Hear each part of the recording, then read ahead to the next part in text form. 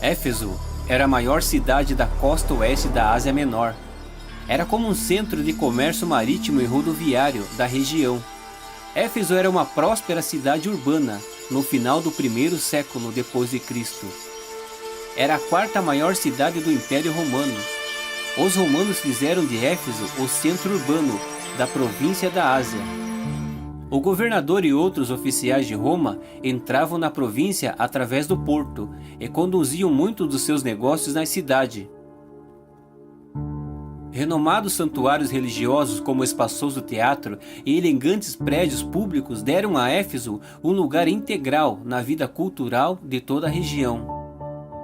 Na metade do primeiro século depois de Cristo, Paulo trabalhou em Éfeso por diversos anos. Paulo pregou o nome de Jesus em Éfeso e muitos creram. Dos que creram, haviam alguns mágicos que levaram seus livros e os queimaram na presença de toda a cidade. Aqueles livros eram caros e alguns bem raros, e feitas as contas do seu preço, chegou-se à quantia de 50.000 peças de prata, uma fortuna para a época. A mensagem do Evangelho se fortalecia grandemente pelos testemunhos dos que iam crendo, mas não se pode agradar a todos. Jesus nunca foi uma unanimidade em Éfeso. Não foi diferente. Na verdade, houve um enorme alvoroço na cidade acerca de Jesus e dos novos cristãos que deixavam seus ofícios duvidosos e seguiam aos apóstolos, em especial a Paulo. A razão do alvoroço em Éfeso foi motivada por um homem que trabalhava com prata, chamado Demétrio, que fazia objetos de prata para a deusa Diana, que por sinal dava muito lucro aos artifícios locais. Por falar em deusa romana, Diana era a deusa da lua e da caça e tinha correspondência grega, que no caso era a deusa Ártemis. O templo mais famoso e sustentoso de Diana ou Ártemis ficava exatamente em Éfeso. Aliás, o templo de Ártemis em Éfeso foi uma das 7 maravilhas da antiguidade. Pois bem, Demétrio não estava gostando nadinha das conversões ao cristianismo que estavam acontecendo em toda a Ásia e especialmente em Éfeso, porque os lucros com os objetos para Diana começaram a ser atingidos, e como se sabe, o lugar mais sensível do corpo humano é o bolso.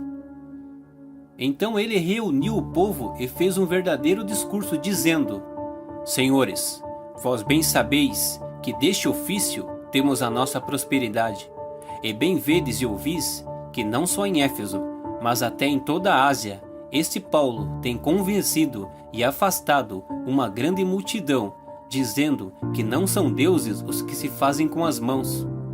Não somente há perigo de que a nossa profissão caia em descrédito, mas também de que o próprio templo da grande deusa Diana seja estimado em nada, vindo a ser destruída a majestade daquela que a toda a Ásia e o mundo veneram. Atos 19, 25 ao 27. O temor de Demétrio era com seu rico dinheirinho, proveniente da idolatria dos efésios. E com seu discurso ele conseguiu convencer os outros, que começaram a gritar: Grande é a deusa dos efésios. A revolta do povo causou a maior confusão em Éfeso, e o povo prendeu a Gaio e Aristarco, que eram macedônios e companheiros de viagem de Paulo, e os levaram ao teatro, que era uma espécie de arena onde os grandes temas eram discutidos. A situação era complicada, e Paulo quis se apresentar no teatro para falar aos efésios. Mas os discípulos e até alguns homens bem colocados na sociedade local e que eram seguidores de Jesus não o permitiram.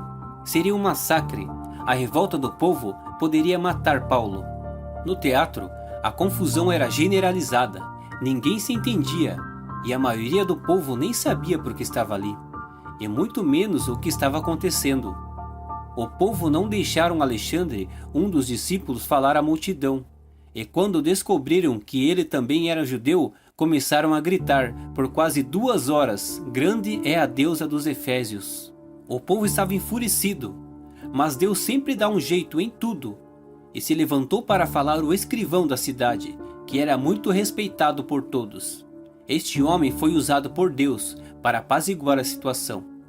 O argumento do escrivão era que todo mundo sabia que Éfeso era a cidade guardadora do templo de Diana e que isso não iria mudar, e que não convinha fazer alguma coisa precipitadamente contra aqueles homens, porque eles não estavam pregando contra Diana, apenas anunciando o Deus deles. O escrivão argumentou que se Demétrio tinha alguma coisa contra aqueles cristãos, que procurassem os meios legais para acusá-los. A multidão se acalmou, e o escrivão mandou todo mundo embora, e a assembleia se dissolveu. Até hoje Jesus causa alvoroço em todo lugar onde seu nome é pregado. Ele mesmo disse, quando falava aos seus discípulos sobre a evangelização dos povos: não cuideis que vim trazer paz à terra. Não vim trazer paz, mas espada. Mateus 10:34. Assim como em Éfeso, Jesus incomodou os bolsos de alguns, ele continua incomodando muita gente boa. E quem tem sua prosperidade em cultos, objetos e manifestações que não são de Deus, essas pessoas atacam o nome de Jesus não para defender uma religião, uma doutrina pela qual nutrem a convicção na maioria das vezes, é apenas para preservar a sua fonte de renda. Jesus não combina com deuses estranhos, ele não divide sua glória com ninguém, ele não combina com idolatria, nem com o que se deriva de tudo isso. Jesus é Deus, é o Filho de Deus, e só pede que as pessoas o aceitem de coração para mudar o rumo da história pessoal e lhe garantir felicidade e paz. Bom, meus amigos, espero que vocês tenham gostado na meditação de hoje. Eu vou ficando por aqui. Dê um like aí se você gostou do vídeo, ajude o canal aí, divulgue, compartilhe se for possível. Fiquem todos com Deus.